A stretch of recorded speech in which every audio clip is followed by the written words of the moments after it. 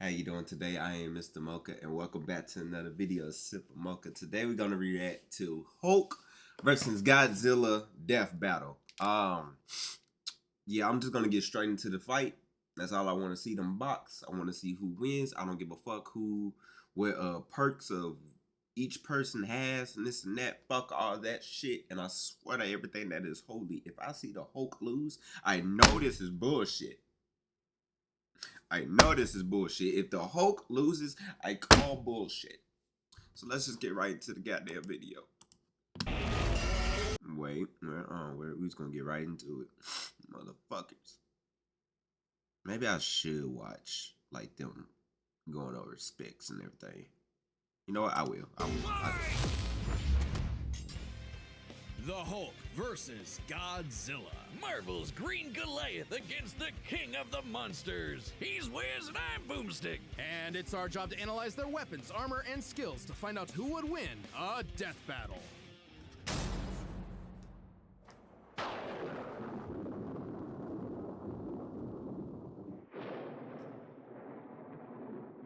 What is the Hulk? Is he man? Is he monster?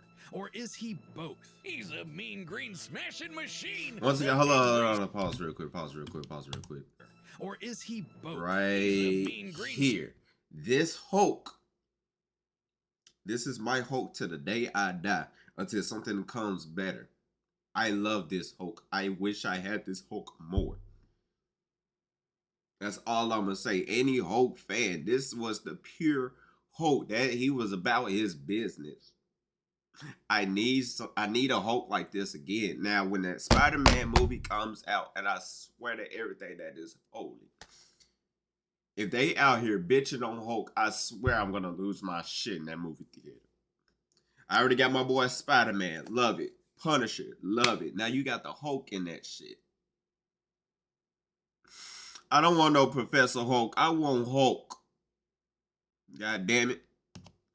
Fuck. Smashing machine, the angry son of the Gamma Bomb. A weapon designed by the greatest gamma scientist of all, Dr. Robert Bruce Banner. But just before it went off, Bruce had to be a hero and save some dumb schmuck who was hanging around the test site. Damn it, Rick. That day, Bruce Banner died. And became the Incredible Hulk. A pissed off giant who must be really glad Bruce wears the purple stretch fit. Standing 8 feet tall and stronger than 10 million men, the Hulk emerges when Banner's anger flares. Don't make him angry. You won't like him when he's angry. But it's even more complex than that. Banner suffers from dissociative identity disorder, with many different Hulks embodying alternate personalities. Like Joe Fixit, the original Grey Hulk. He's a cunning gangster and the only Hulk who's got that drip. The Devil Hulk is a violent, overprotective personality that Banner unintentionally manifested as a result of his father's abuse. Holy shit! Somebody actually drew this? But the Hulk everyone knows, the big guy, is known as Savage Hulk. It seems he also developed from parental abuse, hence his childlike personality. Though I'd argue he's more clever than you'd expect. The angrier he is, the stronger he gets, with no limit. Except for one, Bruce Banner.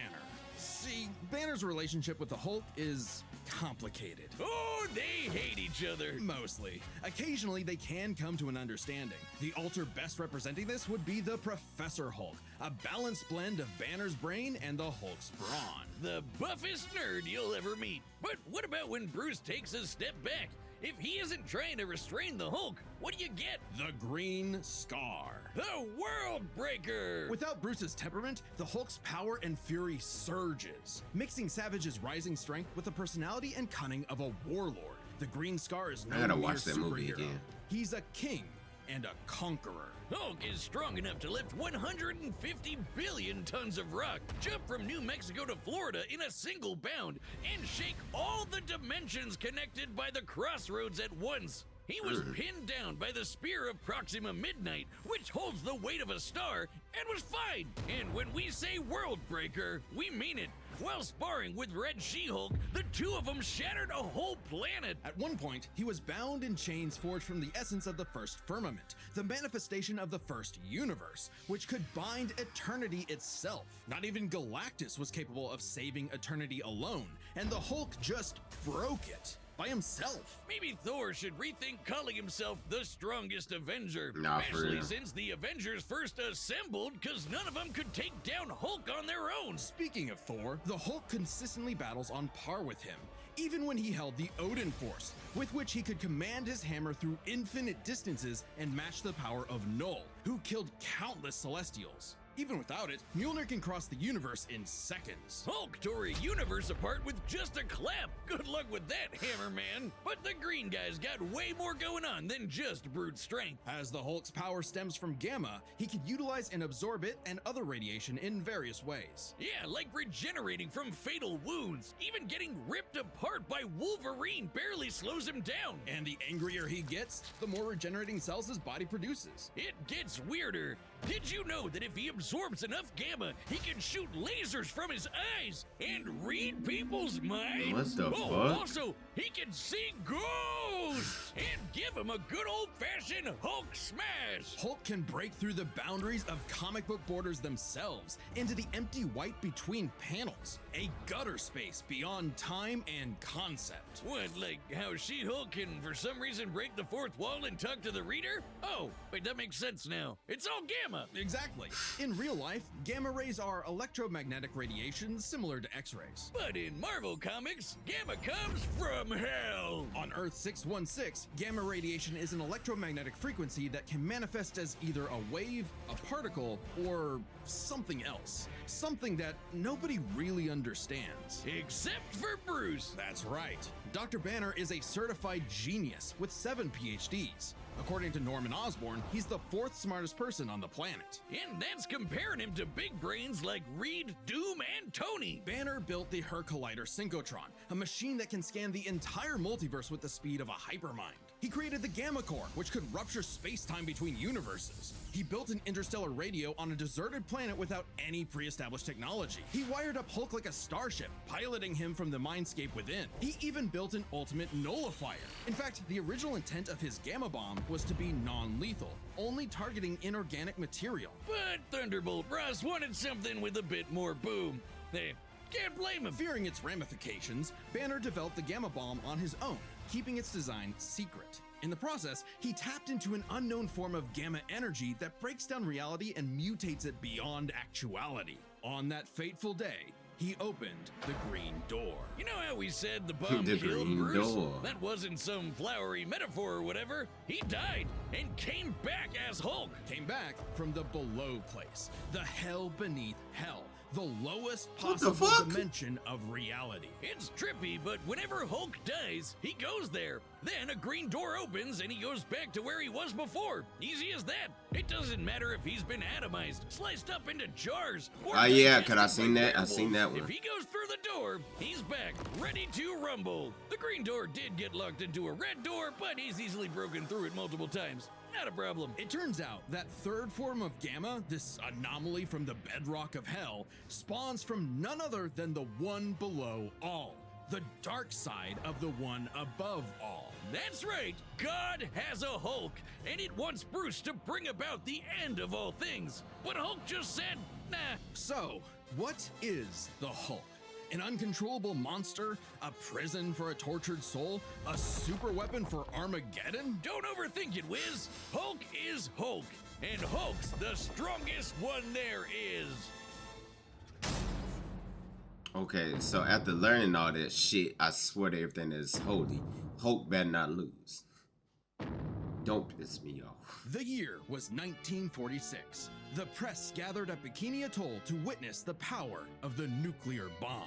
But many leagues beneath their feet, something ancient stirred. Godzilla! Godzilla! The king of the monsters! He was pretty Godzilla! bad off over the worst wake-up ever, so he swam sorry. to Japan for one hell of a crash-out. Japan was still recovering from the war, so seeing this mutilated radioactive monster towering high like a mushroom cloud wasn't just frightening, it seemed prophetic.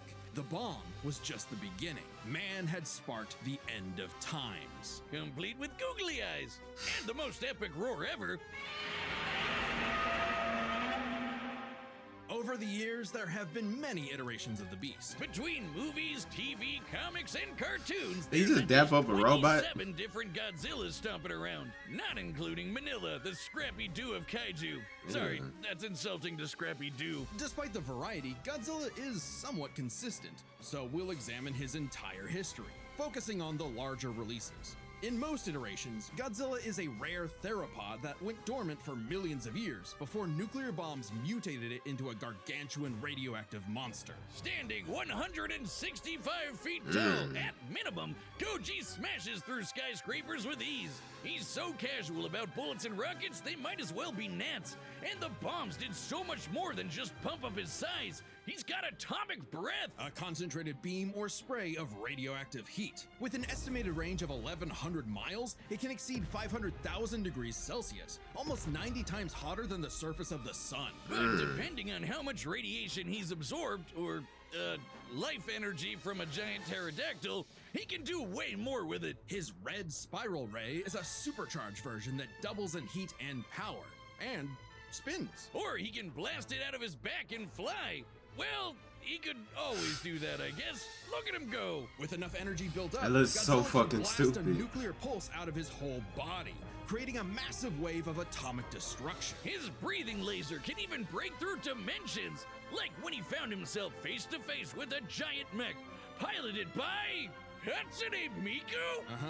There's also a number of era-exclusive powers. Shin Godzilla can fire rays from his tail. And Hanna-Barbera Godzilla can fire rays from his eyes. Pew, pew. Effectively a living nuclear reactor, Shin possesses a natural phased array radar that can detect and attack threats automatically. And Godzilla Earth, who grew over 1,000 feet tall across 2,000 years, could make a barrier only penetrable by kaiju that can bypass physics. And don't forget, Big G can ball with the best of them. After Charles Barkley What got the his own pair of Nikes, Godzilla got busy. You know, it's kind of hard to emphasize just how impressively terrifying Godzilla can be when you're bringing up this sort of thing. Oh yeah? Why don't you find a better spokesperson for Dr. Pepper? Fine, let's talk about when his presence boiled the entire Arctic Ocean, or how he picked up and threw Biolante, which weighed 200,000 tons, or when he no-sold not 1, not 2, but 3 meteors. Including the Permian period extinction event that happened about 200 million years ago. Then he went to hell, fought some fucked up versions of God and Satan, and atomic breath at Space Godzilla so hard that he blew up the whole planet. That's scary enough for you? God, I want a Dr. Pepper. With such awesome might, he's battled the most dangerous of foes, like King Ghidorah and Gigan. In Godzilla vs. Megalon, Gigan flew from the M Hunter Nebula to Earth in 24 seconds, and that nebula is 30,000 light years away. But sadly, OG Goji got done in by the cruelest weapon ever. The Oxygen Destroyer. Developed in secret by Dr. Serizawa, this weapon could suffocate and liquefy molecules. The ramifications of such a weapon were so detrimental, Serizawa took the secrets of its design to his early grave. He got lucky. It doesn't matter what you throw at Godzilla. He never really dies. You can blow off his head, explode him from the inside, or crush him in a black hole. Then he'll come back. Or evolve into an even more powerful form. Godzilla's always possessed heightened adaptation, but many iterations clearly showcase instantaneous evolution. And super forms. He's gone full shonen and powered up a few times. So much so, he almost kicked off a nuclear winter just by existing. Even the oxygen. All I'm hearing is some bullshit. Boy got put in the black. Even if you kill him, he just comes back. What the fuck is he supposed to be? Fucking Springtrap or something? What the fuck? Destroyer could not permanently end the first Godzilla. His ghost possessed a robot, his bones summoned another Godzilla, and he rose as an undead revenant hell-bent on destroying Japan. Bullshit. Okay, why Japan? Couldn't he pick on some other country? He stomped around the Americas a few times, but it just isn't the same. Godzilla is intrinsically linked with Japan, a symbol of both their devastation and resilience. A reminder of the threat of nuclear war and what awaits those who peer too deeply into the unknown. but also Japan's and Godzilla's perceived territory. To him, a stomping through Osaka is just another patrol. He's not always so bad, though. He can be super protective, defending other monsters, his own kid, and sometimes even people. I'd say there's two types of Godzillas: the monster of nature's wrath and the guardian of planet Earth. Well, there is a third type, but to understand that, we should first answer a question. How does Godzilla walk? On two legs, Wiz, obviously. But according to Square Cube law, those legs should be crushed under his own weight. Oh god, here we go again. A creature like Godzilla cannot realistically exist. This proved to be an elusive question for decades, even highlighted in Shin Godzilla, until a new theory was presented in the anime Singular Point. If Godzilla can't exist in our reality, what if he's from a different one? What? Like he's an alien from another dimension? Exactly! What if all kaiju come from a higher plane of existence with no regard for the known laws of physics? This dimension enters our reality in the form of archetype, a transtemporal conceptual particle. It's that red dust that's floating all over the place. This archetype can enter any timeline to terraform the Earth and all of reality so that kaiju can exist. This theoretically explains why various Godzillas appear in so many universes. They all trace back to one singular point: Godzilla Ultima. Sporting the wide grin of a demonic Oni, Ultima is vicious. Just walking through Tokyo started 1,000 earthquakes around Japan. Even his own blood is a weapon. Over 300 feet tall and growing ever more as archetype distorts the universe, Ultima's existence implies a far more complex origin for all Godzillas. Godzilla is a test for humanity, a challenge laid out by an eldritch entity from a dimension we are incapable of perceiving or comprehending. It's kind of like how when we move an object and its shadow changes, we get why that happened. But to someone who exists in only a 2D plane, the shadow looks like it just randomly transformed into something totally different. Crazy to think about. Come a really long way from Big Lizard Smash Building, huh? This shadow, this wannabe god, desires to play with and destroy every single universe. And Godzilla is its avatar. Through Ultima, this entity sees the universe as an interactable fiction and can control causality. Ultima himself is a singular point, one of many gateways through which the entity can tamper with reality. Think of it this way: if something happens that the entity doesn't like, it can just say, "That thing didn't actually happen," and presto, it no longer happened. That's not to say such an event can't happen in the moment of occurrence, but the entity disconnects cause and effect and nullifies events in retrospect without regard for time. And now my head hurts. Hold up. TLDR. Was that supposed to be Godzilla? What the fuck was that? Occurrence, but the entity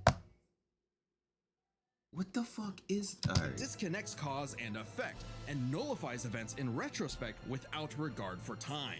And now my head hurts. TLDR, Ultima tried to bring about a catastrophe that would end the universe in like a week's time. So, a wacky robot and a time-traveling Alexa used a supercomputer and this familiar-looking doohickey The orthogonal diagonalizer. to zap all of Archetype into its final form, cutting off the entity's connection to the universe. But not killing it, because while each Godzilla has its differences, one thing remains certain. Godzilla is immortal, and that makes him the king. I'm hearing Look that at the skulls, gaze. type shit. We've run the data through all possibilities. It's time for a death battle! Some bullshit. Like I said, the Hulk don't win. I'm calling bullshit.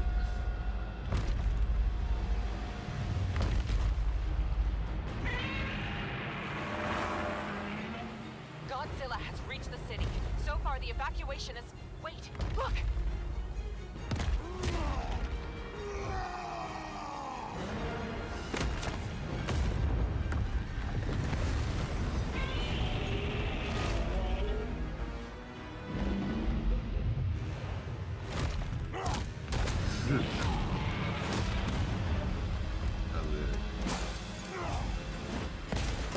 They used the Marvel Rivals, so that's funny.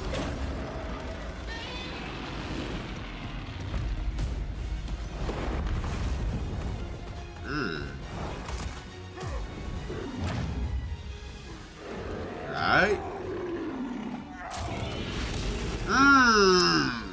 Damn. Hulk, time for me to take over. We don't want any trouble. No! Hulk stays!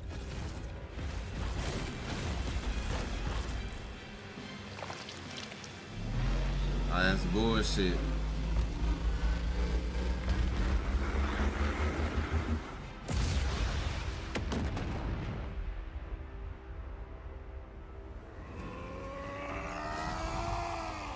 You think you're strong? I scar the world!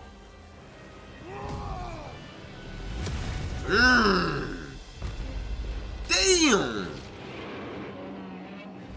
Like, come on.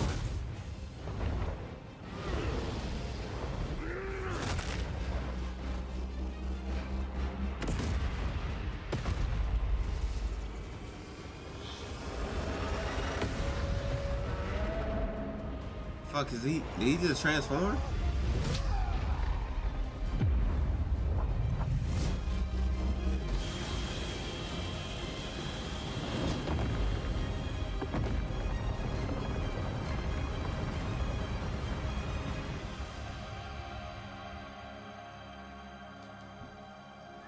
Any civilians in that goddamn area, they dead. They gone.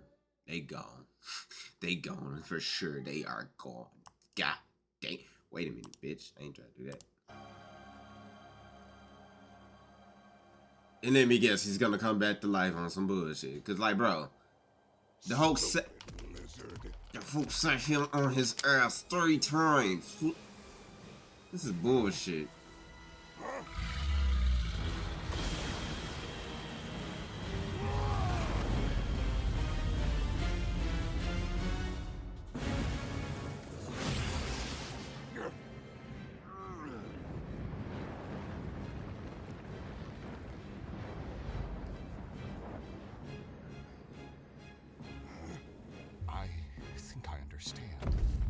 I understand it now. Oh.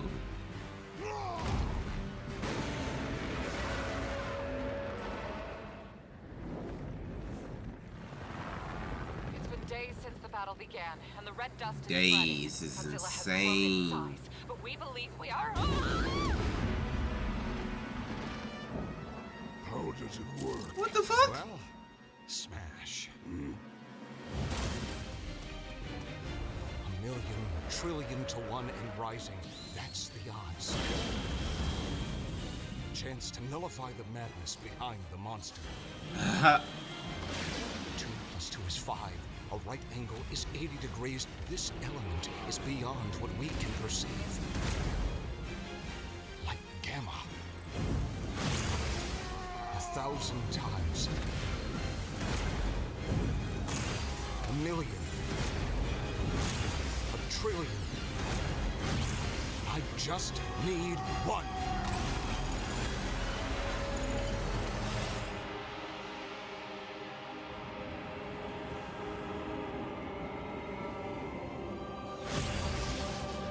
Come on now. Come on now. Come on now.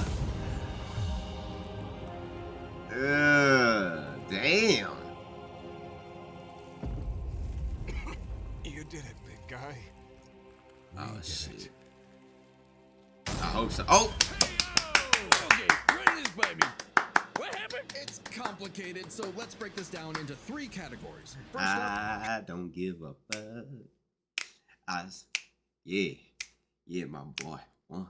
He finally got a win. Yeah, he couldn't beat Thanos. Yeah, but that's okay. Yeah, but he will Godzilla. power.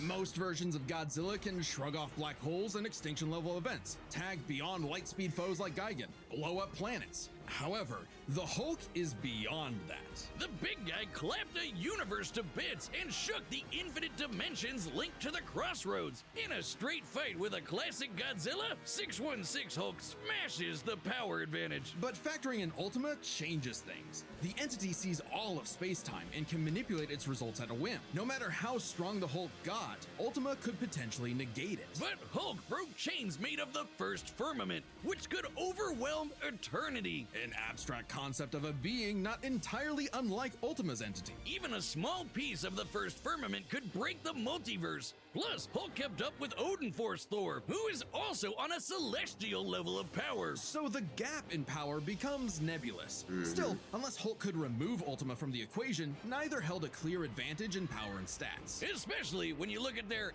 immortality. This was practically a never-ending death loop. Even with their healing factors, both could technically kill each other, but then just come right back. The green door instantly appears when Hulk goes to the below place, and the higher dimensional entity could always summon a replacement Godzilla avatar, so both Hulk and Godzilla could not stay dead. Unless they could somehow prevent what was happening in those other dimensions. So let's examine the layers of their multiverses. Marvel's cosmos has infinite higher dimensions, which themselves are transcended by the astral plane, the superflow, and so on until you reach the House of Ideas, the domain of the one above all. Since the one below all mirrors the one above all, the below place mirrors the House of Ideas. Get it? In comparison, the cosmos of Godzilla's multiverse is just as vast and infinite, but does not have the same sort of transcending layers above and below. This means the below place, the Hulk's respawn point and source of power, is out of the entity's reach. So the real question is, if they both can't die and Ultima's entity can't affect the below place, could Hulk somehow stop the entity before it destroyed the universe? It all comes down to Gamma and Archetype. Ultima was defeated in the anime by using a trans-temporal superdimension calculator operating at infinite speeds to activate the orthogonal diagonalizer, turning Archetype against itself. Ultima endlessly spews this stuff, so there's plenty to work with, and Hulk can reach into comic book gutter space, so he should be able to reach through a singular point, but that's not enough. Fortunately for Hulk, it just so happens he knows someone who, like scientists who have defeated Godzilla in the past, is an expert on particles from a greater dimension that mutate reality beyond our understanding. Who made a device with those particles that breaks space-time, like the diagonalizer? Who made a supercomputer that scanned the infinite multiverse with the speed of a hypermind, like the dimension calculator? Hell, the guy made an interstellar radio out of sticks and stones in a matter of days, and even built an ultimate nullifier. It's like he was made for this. The Green Door waits for no Hulk, including Banner. Even if Ultima's catastrophe destroyed the universe, the door could deposit Banner in a different universe and he could continue the fight. He had all the time in the infinite multiverse. There was only one way this could end, and only one person who could make it so. Even among gods and monsters, man was the ultimate weapon. The winner is Bruce Banner. Next time on Yeah. What the fuck is that? Oh. Subscribe and join as a member to see more Deathbattle. Type shit. Hey, I got my win. I'm cool with that. Life is good. My Hulk won. So